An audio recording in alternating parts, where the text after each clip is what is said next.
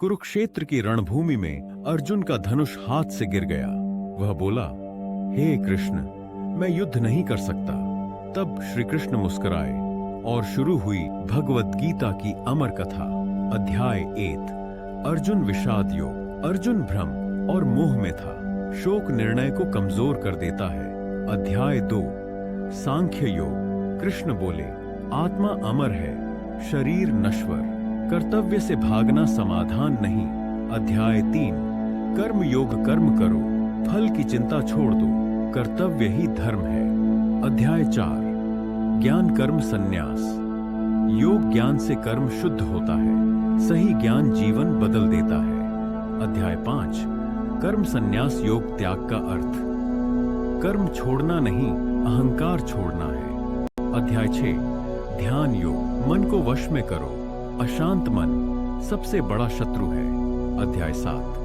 ज्ञान विज्ञान योग। भगवान को जानना और अनुभव करना दोनों आवश्यक हैं। अध्याय 8 का ही ये 8। अक्षर ब्रह्म योग। मृत्यु के समय जिसका स्मरण होता है वही गति मिलती है।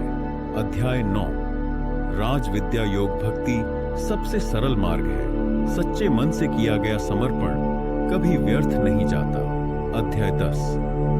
विभूति योग। कृष्ण बोले, संसार की हर महान शक्ति में मैं हूं। अध्याय 11। विश्व रूप दर्शन योग। अर्जुन ने भगवान का विराट रूप देखा, अहंकार टूट गया, श्रद्धा जन्मी। अध्याय 12। भक्ति योग। सच्ची भक्ति न डर जानती है न स्वार्थ। अध्याय 13।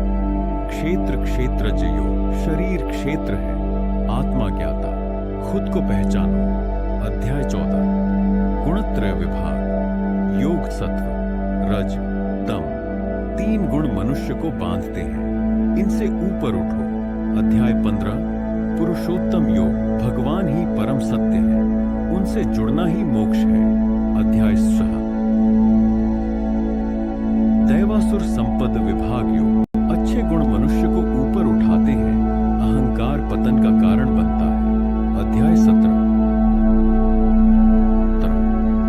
श्रद्धात्रय विभाग योग। जैसी श्रद्धा वैसा जीवन। अध्याय 18। मोक्ष संन्यास योग। कृष्ण बोले, धर्म का पालन करो, मुझे समर्पित हो जाओ, मैं तुम्हें मुक्त कर दूंगा। अर्जुन ने धनुष उठाया, भ्रम समाप्त हुआ, कर्तव्य स्पष्ट हुआ। यही है भगवत गीता, सिर्फ ग्रंथ नहीं, जीवन जीने की कला। जय श्री कृष्ण।